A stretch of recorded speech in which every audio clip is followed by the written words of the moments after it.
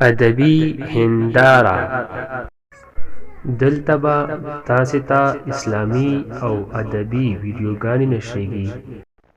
السلام علیکم ورحمت الله وبرکاتہ.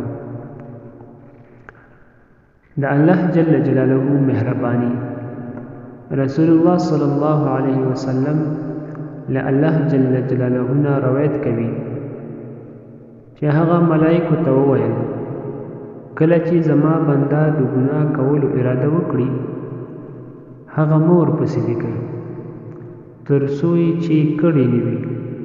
که یې هغه ګناه وکړه نو د هغې په اندازه ورپسې ولیکئ، یعنی زیات شی مه ورپسې لیکئ. او که له ارادې وروسته یې هغه ګناه زما لپاره پرېښودله نو بیا یوه نیکي ورپسې ولیکئ.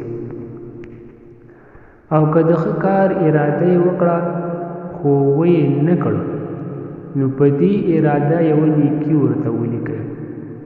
او که یې وکړه نو 10 چنده نیکي ورته ولیکئ، ان تر 700 چنده پورې. الله جل جلاله څومره مهربانه ذات دی چې زمونږ یوه نیکي 10 چنده او حتی تر 700 چنده پورې لوړوي. راځئ چې نیکیانو ته ادامه ورکړو. قدرمنو زما یوټیوب چینل د سره لایک کړئ او بیا یې سبسکرایب کړئ، زنګولې بټن هم ووهئ تر څو زما ټولې ویډیوګانې تاسو ته پر وخت در ورسیږي.